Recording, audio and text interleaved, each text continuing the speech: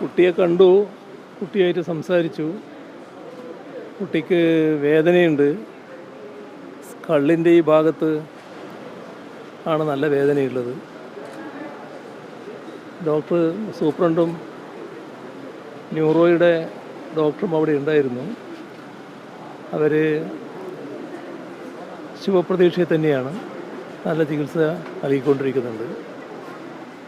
അതീവ നിർഭാഗ്യകരമായ നിലയാണ് അവിടെ ഉണ്ടായത്. അമ്മ മരണപ്പെട്ടു പോയതാണ്. ഇവർ 2 കുട്ടികൾക്കും പരിക്ക് പറ്റി. ഈ കുട്ടിക്കാണ് മാരകമായ പരിക്കേറ്റിട്ടുള്ളത്. ഇക്കാര്യത്തിൽ സാധാരണഗതിയിൽ സ്വീകരിക്കേണ്ട നടപടികൾ പെട്ടെന്ന് തന്നെ സർക്കാർ സ്വീകരിക്കുക എന്നുള്ളതാണ് ആവശ്യമായിട്ടുള്ളത്. ആ നടപടികൾ സ്വീകരിക്കുമെന്ന് പ്രതീക്ഷിക്കുക. 6 സംഭവങ്ങളാണ് റിപ്പോർട്ട് ചെയ്ത് കഴിഞ്ഞ കുറച്ച് ദിവസങ്ങൾക്ക് 18 ദിവസങ്ങൾക്കുള്ളിൽ. അതിനൊപ്പം തന്നെ മന്ത്രി പറയുന്നത് മന്ത്രിയുടെ ഒറ്റമൂലി ഇല്ലെന്നാണ് പറയുന്നത്. എങ്ങനെയാണ് പ്രതിപക്ഷം? അല്ല, ഇക്കാര്യത്തിൽ ഫലപ്രദമായ നടപടികൾ സ്വീകരിക്കേണ്ടതായിട്ടുണ്ട്. അതിൽ നേരത്തെ തന്നെ തുടങ്ങി വെച്ച നടപടികളുണ്ട്.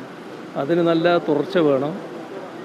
ഇതിൽ കൂടുതൽ ആപത്തുണ്ടാകാതിരിക്കാൻ, ആളുകളുടെ നേരെ ആക്രമണം നടക്കാതിരിക്കാൻ ആവശ്യമായ മുൻകരുതൽ ഉണ്ടാവുക എന്നുള്ളതാണ് ഏറ്റവും പ്രധാനം. അതിനുള്ള എല്ലാ നടപടികളും ഗവൺമെൻറ് സ്വീകരിക്കുകയാണ് വേണ്ടത്. അതിനെ മറ്റു തരത്തിൽ കണ്ടാൽ ശരിയാവില്ല. ഈ ഗവൺമെൻറ് മാറിയത് ആനെ അറിയില്ലാലോ എന്നൊന്നും പറഞ്ഞിട്ട് അതിനൊരു മറുപടിയായി അത് മാറില്ല. തുടർ നടപടികൾ സ്വീകരിക്കുക എന്നുള്ളതാണ് ഇന്നത്തെ ഘട്ടത്തിൽ ആവശ്യം.